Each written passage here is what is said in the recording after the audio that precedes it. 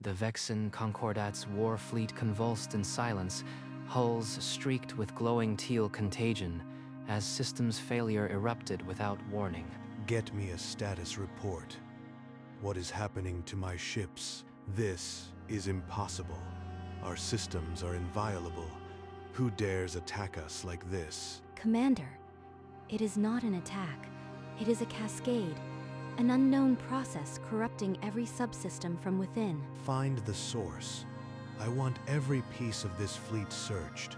There is no room for error. 3 days earlier, a Vexen scout had retrieved a curiosity, a tiny gold foil-wrapped probe drifting near their border, its outdated solar panels catching the starlight like a relic from another age.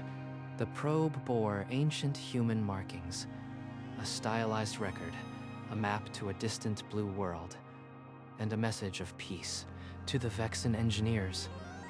It was a curiosity, an artifact from a species so primitive, they still used analog circuits and assembly language. They brought it aboard, cataloged it, and, with the confident carelessness of a superior power, connected it to their fleet network for study. They had no idea that the tiny machine, built in 1977, was about to bring their entire war fleet to its knees. In the high-tech Vexen Science Bay, lead engineer Zelith and cyber warfare specialist Thalix circled the primitive Terran probe like biologists studying an insect. Look at this relic. Gold foil and a spinning record. It is a museum piece, not a threat. The design is archaic, but the message is genuine. It carries a greeting from a species that has never known war on our scale. And its processor runs on assembly code so primitive it cannot possibly interface with our quantum substrates. Then connecting it to our network is safe? We know nothing about its programming. Our cyber warfare division defeats logic plagues from 10 dimensions. A child's toy from a backwater planet holds no danger. Plug it in. I want to see what passes for software in this species' infancy. Zelith hesitated for a fraction of a second, then coupled the ancient data port to the Vexen network hub. Something feels off. No, just paranoia. It is only a fossil. Satisfied, Thalix strode out of the bay, leaving the tiny probe silently broadcasting its ancient greeting into the heart of the Concordat fleet network. Within the hour, the probe's slow, analog greeting resolved across a Vexen holographic display. Lines of raw assembly code from another century. By the Concordat, it is written in a language of jumps and registers.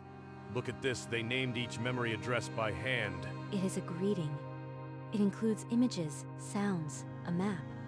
They wanted whoever found this to know them. Know them? They do not even know themselves. This code has no encryption, no anti-tamper. It is a message in a bottle, not a program. A nearby console flickered, once, then steadied itself. Zelith's eyes narrowed. Thalix, did you see that? The monitoring station on Deck 6 just recycled. It is a power dip. These old bays have unstable conduits. You are seeing ghosts in static. That was not a power dip. The reset timing matched the probe's data burst. But Thalix had already turned back to the display, marveling at the quaintness of the Terran transmission, as if it were a child's drawing. Zelith said nothing more, but she logged the incident. A quiet note in the system no one would read until it was far too late. An hour passed. Then, too, the flickers became spasms, spreading from console to console like a cough in a crowded room. Thalix, it is spreading. 3 more stations just lost coherence. The errors are multiplying. Impossible. I am running every diagnostic. There is no foreign code, no intrusion signature at all. The diagnostics were silent. No virus, no logic bomb, just a growing cascade of null-pointer exceptions. Errors so crude they had no name in Vexen cybersecurity. We should disconnect the probe. It is the only new variable, before this reaches the fleet network. Disconnect and admit that a Terran toy breached our defenses. I will not be humiliated by a museum piece. It is an incompatibility. The primitive instruction set is confusing our interpreters. I will write a filter. But the filter did nothing. The null pointers ignored every protocol, tunneling through quantum layers that should have been impenetrable. Thalix, this is no longer a diagnostic curiosity. We are losing control of entire sections. Pull the plug. No, I will not be bested by this. This fossil. I will find the pattern. Give me time. The cascade broke containment. Across the fleet, navigational arrays flickered, thrusters misfired, and weapons safeties reported phantom triggers. I want Thalix on the bridge now. The entire fleet is degrading. What is causing this insanity? Commander, Thalix has been fighting a cascade in the lab. We believe it is now in the fleet network. Then deploy every cyber warfare suite we have. Burn it out. Isolate it. I do not care how. Do it now. I have deployed quantum disassemblers. Phase splitters, nothing is touching it. The code is too simple to target. Every sophisticated tool the Vexen possessed was designed to counter high-order logic attacks. Against raw assembly, they were worthless. It does not have polymorphic signatures or encrypted payloads. It is just moving memory addresses. I cannot intercept it. Commander, I have completed my analysis. The cascades are synchronized with the Terran probe's data bursts. It is the source. That primitive device? Impossible. Explain how a museum piece is crippling my entire war fleet. Its assembly code is so archaic that our interpreters treat each instruction as a direct hardware command. There are no security layers to stop it. Then disconnect it immediately. Cut the physical link. If the probe is the source, remove it from the network at once. Technicians scrambled to yank the cables, but the null pointers had already replicated through every open port and buffer in the fleet network. Commander, the physical connection is severed, but the cascade continues unabated. The probe infected the entire fleet before we pulled the plug. Then we sever the network. Isolate every ship. I will not have the entire armada collapse because of one primitive machine. On the holographic schematic, glowing teal lines traced the infection's path from ship to ship, a roadmap of impending failure. If we isolate each vessel, we might contain the spread, but it will cripple fleet coordination. We will fly blind and defenseless. Do it. I would rather be blind than dead. Initiate full isolation protocols now. The isolation protocols activated. Emergency fire breaks across the network, severing every ship-to-ship link in a cascade of disconnections. But the null pointer cascade was already aboard every vessel. Isolation could only slow it, not stop the internal corruption spreading through each ship. We are only delaying the inevitable. The fleet is dying from the inside out, and there is nothing we can do. Across the concordant armada, ship after ship fell into system failure. Thrusters misfired, weapons safeties cycled without command, and life support flickered ominously. Damage report from the fleet. What vessels still have full function? Commander, every ship reports cascading failures. Thrusters misfire, weapons safeties are cycling, and life support is degrading on 3 vessels. The infection is accelerating. The null pointer cascade was no longer peripheral. It invaded primary control nodes, rewriting the fleet's digital nervous system, one raw memory address at a time. There must be a way. Perhaps if we sever the primary command net, cut the fleet's digital spine. That would stop the cascade from spreading further, but it would also destroy our ability to coordinate. Every ship would be completely blind and isolated. It would be suicide. Until the cascade reaches the weapons systems, we might still fight. But if life support fails first, we will die anyway. His gaze fell upon the master override control. The one switch that would sever the entire fleet network in one irreversible act. If I do this, I condemn us to chaos. If I do not, the cascade will condemn us to death. His hand hovered over the switch, trembling, as the bridge crew awaited the word that could doom them all, or save the fleet. Override. Sever the network. Do it now, before we lose everything. The master override activated, and the Concordat's digital spine snapped. Every ship-to-ship link severed in a cascade of failing light. Severance complete, Commander, but the cascade still propagates within each vessel. It is embedded in every core. Then we are no closer to a solution. The fleet is blind and still dying. In the lab, Thalix had stopped fighting. He was reading the Terran code again, not as a threat, but as a message. It is a greeting. Just a greeting. Images, sounds, a map. They are saying hello in their own primitive way. Our quantum interpreters are trying to execute every byte as a command. There was never an attack, just a catastrophic misunderstanding. So the deadliest weapon in the galaxy is a message of peace that our own systems could not comprehend. Yes, we were humbled by a hello. The irony is almost unbearable. The fleet drifted, crippled and silent, while the 1977 probe continued its cheerful broadcast. Unaware it had brought an empire to its knees, Zelith isolated the core cascade mechanism.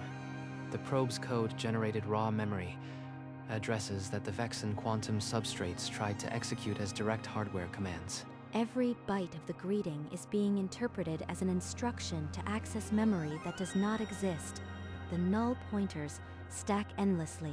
Then I will write a garbage collector, a low-level memory scrubber that targets the corrupted sectors. Thalix coded with desperate speed, but each countermeasure triggered more null pointers. The primitive code had saturated every buffer, merged with the fleet's operating system at the machine level. It is hopeless. Software cannot purge this without destroying core system integrity. The only option is a full hardware reset of every quantum core.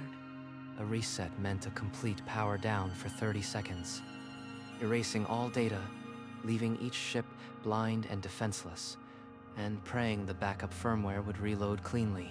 And with the network severed, we cannot coordinate the resets. Some ships will not come back online in time.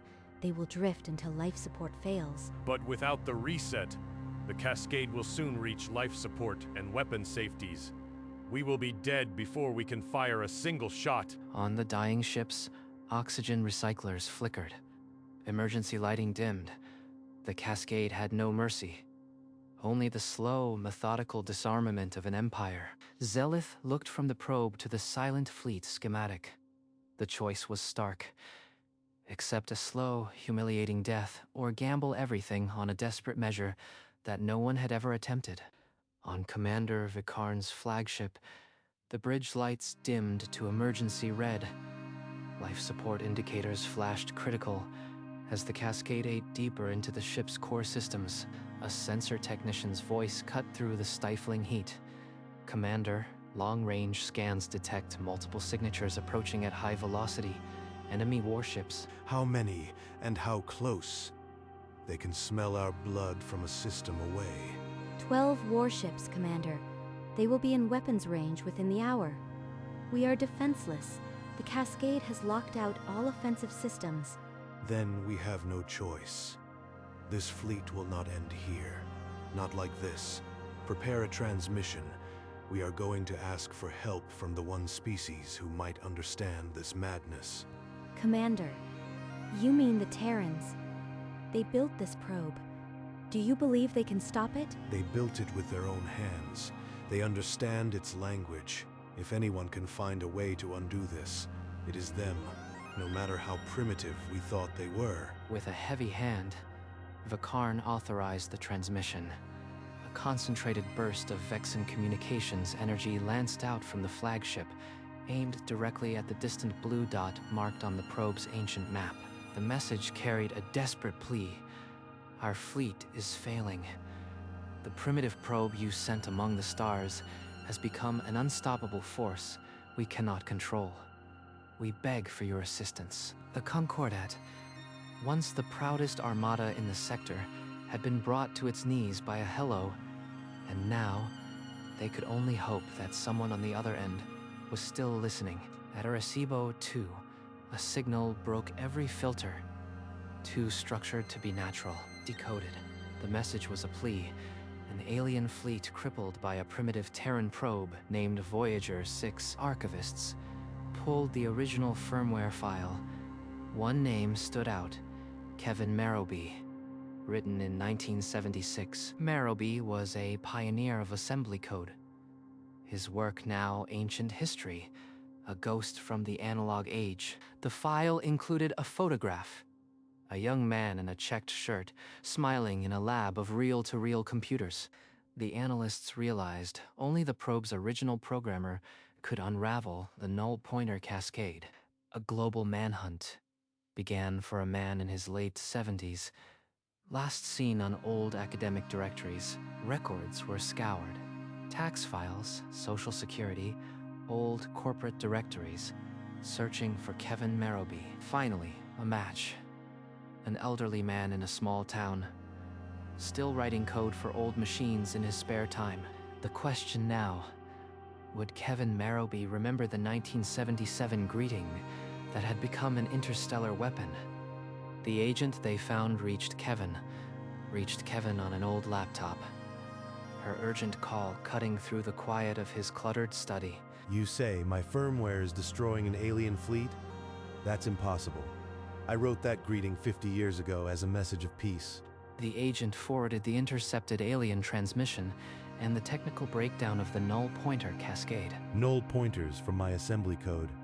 If their quantum cores execute every byte as a command, the greeting itself is causing a memory access violation with every line. With trembling hands, he pulled a faded binder from a shelf. The original assembly source, handwritten in his youth. The code was as familiar as a childhood memory. See this loop? It loads the image data block. If their hardware doesn't have memory protection, each byte becomes a pointer to invalid addresses. The cascade will never stop. It just keeps spawning null references. There's only one fix: a hard power cut to every quantum core. 30 seconds of complete darkness that will drain the corrupted state from memory. When they reboot, the backup firmware will reload clean. The agent on screen hesitated, her face pale. That's suicidal. They'll be completely blind. No sensors, no shields. Yes, it's dangerous. But if they don't reset, the cascade will corrupt their life support and weapon systems in hours. At least this way, they have a chance. 40 years ago, I never imagined my peaceful code could become a weapon. But now, I am the only one who can disarm it. Kevin leaned back, the old printout resting on his lap. The fate of an alien fleet depended on a forgotten routine he'd written when he was 27, and the irony was not lost on him. A tight beam link was patched through Earth's deep space network directly to the Vexen flagship, and Kevin Marrowby's face appeared on the alien bridge's main viewer. Commander Vikarn, I understand my probe has caused a catastrophe. I wrote its code. I know how to stop it. Then speak. We have enemy warships closing and our systems are failing by the moment. You must perform a full hardware reset of every quantum core. Cut power completely for 30 seconds, then bring them back online. The corrupted state will be purged. A full purge that will wipe our tactical memory, navigation logs, everything. It would take days to restore from backups, if the backups are even intact. You don't have days. The cascade will reach life support within hours. The reset is the only way to break the null pointer loop. I designed it. The firmware checks itself on boot. 30 seconds of being blind and dead in space, while hostiles bear down on us. You ask us to gamble the entire fleet. Commander, if he is right, it's our only hope. If we do nothing, we die for certain. Very well. We will follow your protocol, Terran. All ships prepare for immediate quantum core shutdown on my command. Kevin sat back in his study, the fate of the enemy hovering over an aged engineer's placid face. The reset order had been given. Now the fleet would face 30 seconds. That would feel like an eternity. The order went out on a dying comm, ship by ship. The Concordat's mightiest vessels fell into total darkness. Emergency systems only. No sensors, no weapons, no shields. Core shutdown on all ships. Confirmed. We are completely blind. The silence was absolute. No hum of life support, no thrum of engines. Just 30 seconds of drifting in the void while 12 warships closed the distance. On the flagship, Vakarn counted the seconds by the pounding of his hearts. The tactical display was dead. Only a chronometer marked the passing of eternity. One by one, the quantum cores flared white-hot as they executed their hard reset, a silent detonation of corrupted memory. Then, lights flickered back, amber, blue, green, as backup firmware loaded clean. Consoles rebooted, and the fleet gasped back to life. Quantum cores online. The cascade is gone. All systems report clean. Weapons safeties disengaged. Shields at full. Confirmed. The infection is purged. Prepare to engage.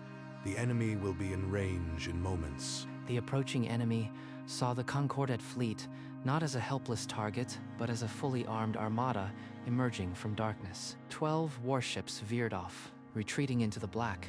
The null pointer cascade was over. In the lab, the Terran probe still broadcast its cheerful greeting, but its cables had been cut, and it sat silent on a table, a museum piece once more. The Vexen Concordat's ruling council assembled in the grand chamber, its curved walls pulsing with the light of 1,000 stars. But the mood was anything but triumphant. Honored counselors, 3 days ago our entire war fleet was disabled, not by a hostile power, but by a 50-year-old greeting from a primitive world. Murmurs rippled through the shadowed seats. Vakarn raised the data tablet, displaying the Terran assembly code, its archaic simplicity now a mark of shame. This code, raw and unencrypted, bypassed every quantum defense because it was too low level to even be recognized as a threat.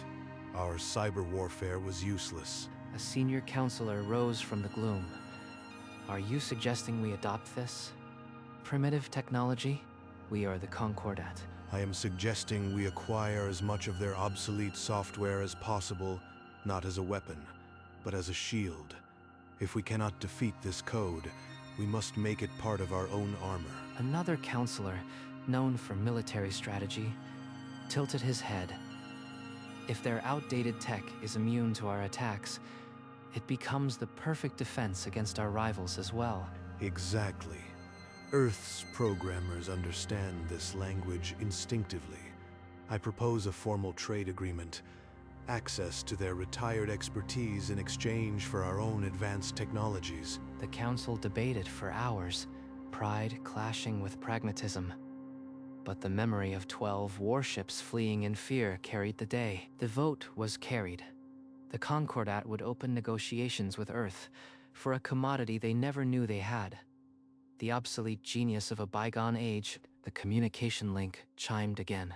Kevin set down his coffee as Commander Vakarn's face reappeared, this time with an unexpected proposition. Kevin Marrowby, the Concordat, seeks a formal treaty. We offer our advanced technology in exchange for access to Earth's obsolete programming languages and your retired experts. You want to trade star drives for COBOL? I've heard stranger things, but not lately. I'll act as intermediary. Give me a few hours, I'll rally the old guard and present your offer. The call ended. Kevin stared at the blank screen, then began dialing numbers he hadn't touched in decades. Within days, a motley crew of graying programmers assembled in Kevin's living room. Legends of an era when a megabyte was a miracle. Listen up. An alien empire wants to hire us as consultants. They think our ancient code is the ultimate defense against quantum cyber warfare. Remember that null pointer bug I told you about? My firmware crashed their whole fleet. Now they want us to build firewalls out of our old junk. Silence, then a snort of disbelief. An elderly woman in a knitted vest leaned forward. You are telling me my Fortran 77 code is now a strategic asset? Kevin grinned. Exactly. The galaxy's most advanced civilizations are about to pay us a fortune for everything we ever built with punch cards and assembly language. The room erupted within a month. Earth's government sent an envoy to the Vexen flagship to make it official. Commander Vakarn and Kevin Marrowby signed the Concordat Terran Legacy Software Trade Accord in a ceremony broadcast to both species. Not bad for a greeting card that turned into a doomsday weapon. Let's keep the null pointers on our side this time. The room, full of old programmers, erupted again, this time at the official banquet, where they were toasted as heroes of a new age. On the science decks, Vexen engineers gathered around vintage human computers, puzzling over floppy disks and CRT monitors with fascination. They loaded assembly code from the archive and watched, amazed, as it executed perfectly within their quantum sandboxes, an alien immune system. News channels exploded with the headline, "Obsolete code saves galaxy.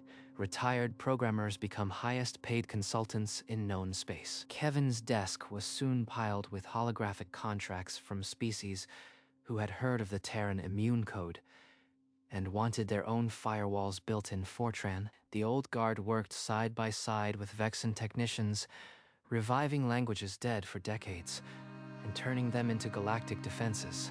Kevin leaned back in his chair, staring at a framed photo of his younger self in that 1976 lab.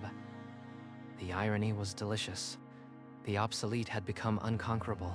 In a formal declaration, the Vexen Council announced that the Voyager 6 probe would be returned to Earth with full diplomatic honors, a gesture of newfound respect. Kevin was invited to the science deck to assist lead engineer Zelith in compiling the historical record of the incident for the Vexen archives. I want to include your original assembly code in the archive. It is a historical artifact now, proof that simplicity can overcome complexity. I'd be honored. Just make sure they highlight the null pointer bug, the most expensive hello in the galaxy. They worked side by side for hours. Two engineers from different worlds, formatting the data that would be stored alongside the probe as a testament. I argued against connecting your probe. Felix overruled me.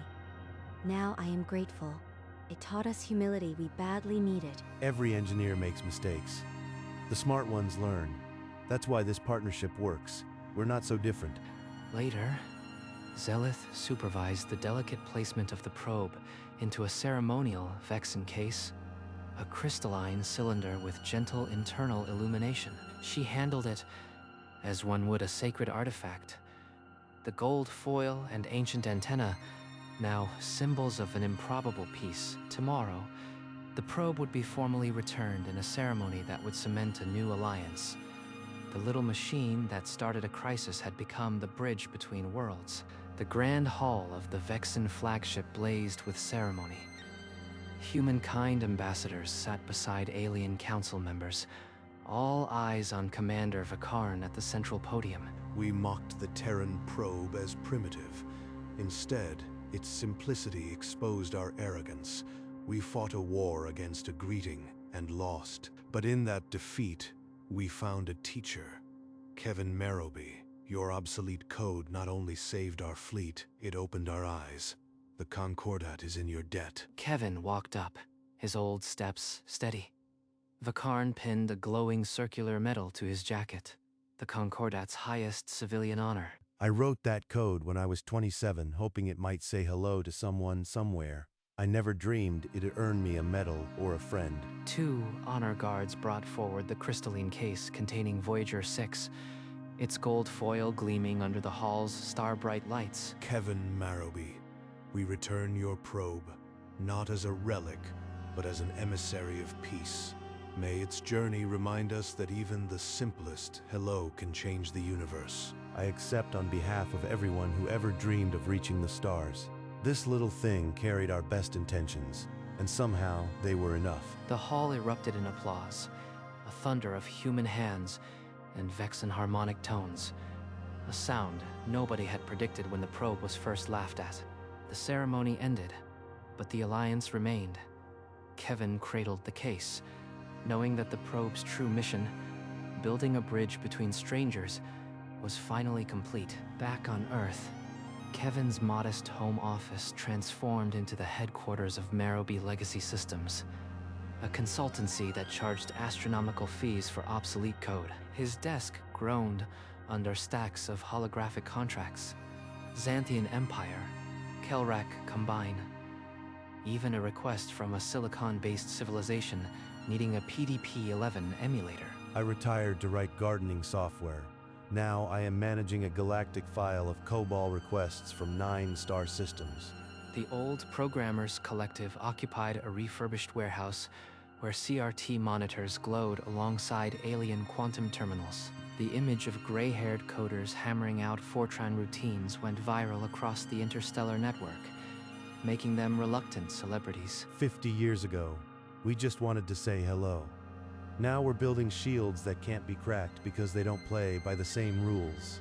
Invitations poured in for Kevin to speak at engineering academies across the Spiral Arm. A 78-year-old assembly programmer outlining the death of complexity. He agreed to one, a keynote at the Concordat's own technical institute, where Thalix sat in the front row, taking notes. But what touched him most were the messages from young Terran students, inspired to study dead languages because they had become the galaxy's strongest armor. Kevin glanced at the probe case on the mantle, its golden record gleaming softly, and marveled at how a simple hello had rewritten the rules of interstellar defense.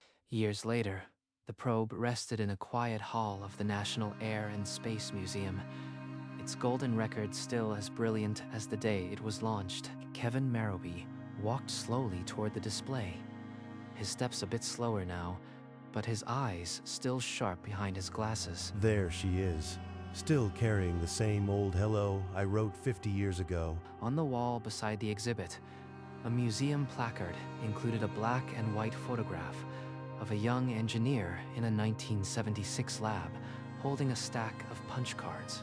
That kid had no idea his code would one day stop an alien fleet and start a friendship. A young family approached the display, the children pressing their faces to the glass, awestruck by the little machine that had traveled so far. That's what it was always about, reaching someone. And somehow we did. He watched them a moment longer, then turned to the golden record, its silent grooves holding the sound of a distant world that had once been his whole universe. The museum halls buzzed with the murmur of a dozen species now. Vexen, human, and others all come to see the probe that taught the galaxy that sometimes the simplest solution is the most powerful. Kevin stepped back, his heart full. He had said hello, and the universe had answered in ways he could never have engineered. The golden record on Voyager 6 caught the museum light, its grooves still pristine after decades in the void. It began to spin, a silent rotation that recalled its ancient mission, to carry a greeting across the stars. The image dissolved into a star field, the record spinning in the vastness it once traversed, a tiny ambassador still at work.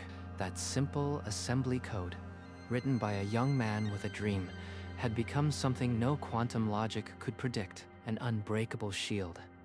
Not because it was advanced, but because it was so primitive. It fell beneath the notice of the galaxy's greatest defenses. It halted a war fleet, not with force, but with a catastrophic misunderstanding of peace. And in the end, it fulfilled its original purpose, to connect strangers across the impossible distance. The museum hall was quiet now, but the probe's legacy was anything but silent, for the galaxy had learned a truth that Kevin Marrowby always knew. Sometimes the most powerful weapons are the ones never meant to be, and Voyager -6 continued its silent, eternal journey. A simple hello that had rewritten the rules of an empire and united two worlds.